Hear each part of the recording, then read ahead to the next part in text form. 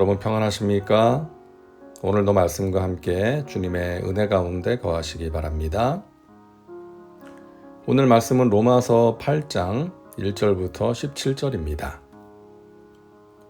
어제 우리는 로마서 7장을 통해서 우리 안에 계속되고 있는 싸움에 대해서 살펴보았는데요. 선과 악의 싸움, 죄와의 싸움입니다. 그 싸움에서 우리 힘으로는 승리할 수 없다고 했죠. 우리의 연약함을 도우시는 성령의 능력으로 가능하다. 이것이 8장의 내용입니다. 8장을 보면 대조적으로 반복되는 표현이 있는데요. 바로 육신과 영이라는 표현입니다. 육신을 따르지 않고 그 영을 따라 행하는 우리에게 율법의 요구가 이루어지게 하려 하심이니라. 육신을 따르는 자는 육신의 일을, 영을 따르는 자는 영의 일을 생각하나니 육신의 생각은 사망이요 영의 생각은 생명과 평안이니라. 육신을 따르는 자, 영을 따르는 자, 육신의 생각, 영의 생각. 이처럼 육신과 영을 대조하며 강조하는데요. 한마디로 죄와의 싸움에서 이기려면 육신을 따르지 않고 성령을 따라 행해야 한다는 것입니다. 너희는 성령을 따라 행하라. 그리하면 육체의 욕심을 이루지 아니하리라. 성령님의 인도하심을 따르는 것입니다. 육신의 생각을 따라 사는 것이 아니라 성령님이 주시는 생각을 따라 사는 것입니다. 그래서 성령으로 충만함을 받으라고 말씀하시는 것이죠. 오늘도 말씀과 함께하는 우리 믿음의 식구들 모두가 성령으로 충만한 성령의 사람이 되시기를 바랍니다. 자, 오늘 말씀을 보면 성령께서 하시는 일이 무엇인지를 알 수 있는데요. 첫째, 죄와 사망의 법에서 해방시키십니다. 그러므로 이제 그리스도 예수 안에 있는 자에게는 결코 정죄함이 없나니 이는 그리스도 예수 안에 있는 생명의 성령의 법이 죄와 사망의 법에서 너를 해방하였습니다. 우리가 살다 보면 죄를 지을 때가 있습니다. 육신을 따라갈 때가 있는 것이죠. 그러면 사탄은 우리를 정죄하며 공격합니다. 너가 그렇게 죄를 짓고도 어떻게 하나님의 자녀냐? 너는 죄인이고 깨끗해질 수 없는 사람이다. 그러면 우리는 나는 왜 이럴까? 왜 자꾸 넘어지고 실수할까? 이런 내가 하나님의 자녀라고 할 수 있는가? 이러면 하나님께 버림받는 거 아닌가? 이런 생각이 들 수 있는 것이죠. 그런데 우리는 버림받을 것을 두려워할 필요가 없다는 거예요. 두 가지 이유 때문입니다. 첫째, 예수 안에 있는 사람이기 때문입니다. 우리는 예수님을 믿음으로 구원받은 사람이죠. 그러면 예수 그리스도 안에 있는 사람들이에요. 그런 자에게는 결코 정죄함이 없다고 말씀합니다. 우리는 하나님의 자녀로 살고 있지만 연약하기 때문에 죄를 지을 수 있어요. 넘어질 수 있어요. 그러나 우리 주님은 우리를 정죄하지 않으신다는 거예요. 결코 우리를 버리지 않으신다는 것입니다. 여러분의 자녀가 잘못한다고 버리지 않잖아요. 속이 상하고 마음이 힘들어도 사랑하는 자녀가 어떻게든 잘 되고 바른 길로 가기를 바라며 기도하잖아요. 마찬가지로 마귀가 우리를 정죄하고 우리 양심도 우리를 정죄하지만 주님은 우리를 정죄하거나 버리지 않으신다는 것입니다. 우리를 향한 사랑의 끈을 놓지 않으신다는 것입니다. 둘째, 죄와 사망의 법에서 해방되었기 때문입니다. 우리에게 정죄함이 없는 이유는 예수 그리스도 안에 있는 생명의 성령의 법 때문이에요. 예수님은 생명이십니다. 생명이 있는 곳에는 사망이 없어요. 사람들은 예수님을 죽였지만 예수님은 생명이기에 부활하셨습니다. 우리는 그 생명을 받아들인 사람들이에요. 죄와 사망의 법 아래에 있던 내가 예수 그리스도를 믿음으로 생명의 성령의 법 아래 살도록 자리가 옮겨졌다는 것입니다.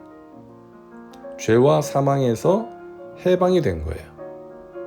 그렇기 때문에 우리에게는 정죄함이 없는 것입니다. 이것이 성령님이 하시는 일입니다. 거듭난 모든 그리스도인들에게는 성령이 거하십니다. 그리고 그 사람은 이제 율법 아래에 있는 사람이 아니라 성령님의 인도하심 아래에 있는 사람이기 때문에 율법대로 살겠다고 결심하고 노력하는 것이 아니라 성령님의 인도하심을 따라 살면서 그 율법의 요구를 이루는 것입니다.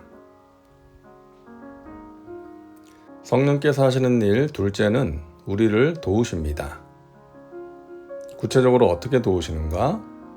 먼저 우리의 생각을 도우십니다. 5절을 보면 육신을 따르는 자는 육신의 일을 생각하고 영을 따르는 자는 영의 일을 생각한다고 말씀하죠. 우리가 무엇을 생각하며 사느냐 하는 것이 우리가 어떤 사람인지를 결정하는 것입니다.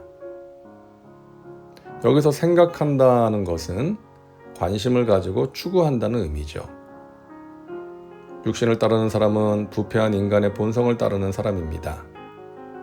육신의 쾌락과 자기의 기쁨을 추구하는 것이죠. 그러나 내가 거듭난 후 내 안에 계신 성령님을 통해서 일어나는 변화 중에 하나는 성령님을 따라 생각하기 시작하는 거예요. 하나님을 생각하고 하나님의 말씀을 생각하고 하나님의 기쁨을 생각하게 되는 것입니다. 이것이 성령 충만입니다. 생각이 달라지는 거예요. 관심이 달라지고 추구하는 것이 달라지는 것이죠. 전에는 주님의 기쁨을 생각하지도 않고 내 기쁨만 구하면서 살았는데 이제는 달라지는 거예요. 영의 생각을 하면서 사는 성령의 사람이 되는 것입니다. 그리고 우리 행실을 도우십니다. 하나님의 기뻐하시는 뜻에 대한 생각, 소원만 주실 뿐 아니라 그것을 행할 수 있도록 도우시는 거예요.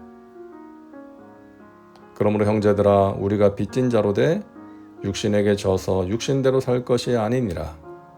너희가 육신대로 살면 반드시 죽을 것이로되 영으로서 몸의 행실을 죽이면 살리니. 육신대로 살지 말고 영으로서 몸의 행실을 죽이라고 말씀합니다. 성령님이 주시는 생각대로 살라는 것이죠. 내 속에서 일어나는 육신의 생각들이 있습니다. 죄악된 생각, 우리를 더럽게 하고 타락시키는 생각, 그런 생각들을 따라가지 말고 성령님이 주시는 생각대로 살면 육의 행실이 죽는 것입니다. 우리가 성령으로 충만하면 육의 행실이 죽습니다. 우리가 누군가를 정죄하는 것, 성령님이 하시는 일이 아닙니다. 우리가 다투고 나뉘는 것, 성령님이 하시는 일이 아니죠. 마귀가 하는 일입니다. 성령님은 정죄하지 않으십니다. 성령님은 불화를 창조하지 않으세요. 우리를 격려하고 우리를 살리고 우리를 평안하게 하시는 것입니다. 자, 성령님이 하시는 일 세 번째는 우리의 신분을 확인시켜 주십니다. 무릇 하나님의 영으로 인도함을 받는 사람은 곧 하나님의 아들이라. 너희는 다시 무서워하는 종의 영을 받지 아니하고 양자의 영을 받았으므로 우리가 아빠 아버지라고 부르짖느니라. 우리는 하나님의 아들입니다. 여기서 양자라고 표현하고 있습니다. 성령님은 우리를 구원하사 하나님의 자녀로 만들어주는 영이십니다. 여기서 양자라는 표현을 썼는데 하나님의 아들은 예수님이시고 우리는 양자인 것이죠. 그런데 당시 로마 문화에서는 이 양자가 대단히 높은 수준의 특권이었습니다. 양자가 왕이 된 경우도 있어요. 양자가 되면 가정교사를 붙여줍니다.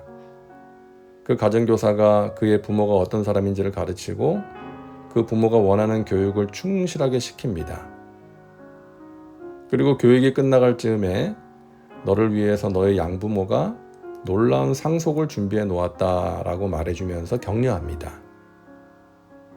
바로 이것이 성령님이 하시는 일이에요.